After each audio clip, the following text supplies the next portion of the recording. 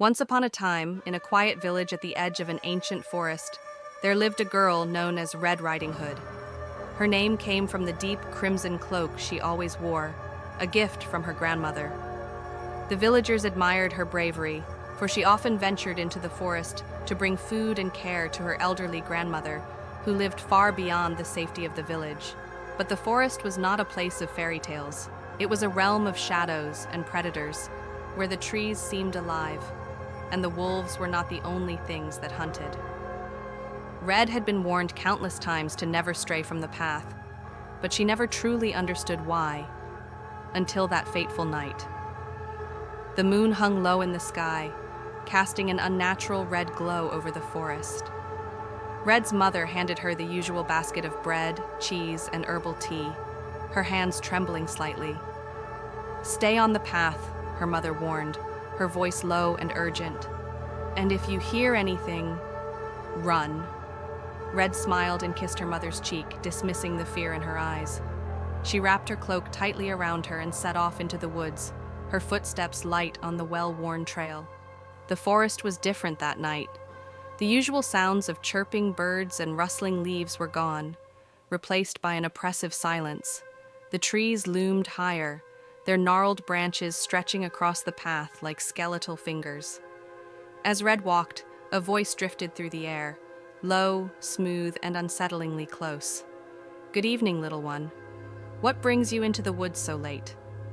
Red froze. From the shadows emerged a man, tall and elegant, draped in a long, dark coat. His face was pale, his features sharp, and his eyes glowed faintly yellow. "I'm visiting my grandmother," Red replied, clutching her basket tightly. The man smiled, revealing teeth just a little too sharp.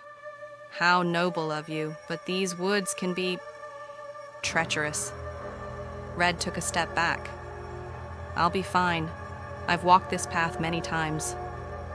The man tilted his head, his smile widening. "Oh, I'm sure you have.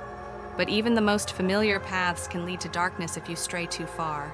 Before Red could respond, he vanished into the shadows, leaving only a faint, musky scent of earth and blood. As she continued, the forest seemed to close in around her. The path twisted unnaturally, and no matter how far she walked, her grandmother's cottage seemed no closer. She began to hear whispers, not the man's voice, but something deeper, darker. "Turn back. Leave this place." Red shook her head, her heart pounding. She couldn't turn back. Her grandmother needed her. But the whispers grew louder, joined by the distant sound of footsteps that seemed to circle her. Finally, she saw the faint glow of her grandmother's cottage through the trees. Relief washed over her as she quickened her pace. But as she reached the door, she noticed something was off. The usual smoke from the chimney was absent, and the windows were dark. She knocked softly. "Grandmother? It's me." No response.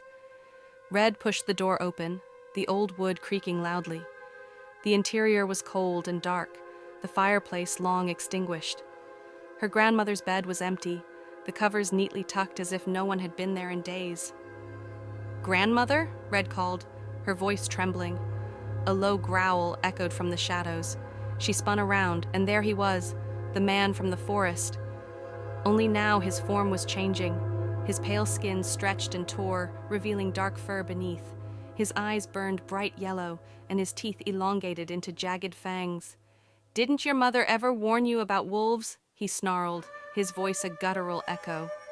Red dropped her basket and ran, her cloak trailing behind her as she fled into the forest. The creature's howls followed her, each one closer than the last. She tripped over a root, falling hard to the ground.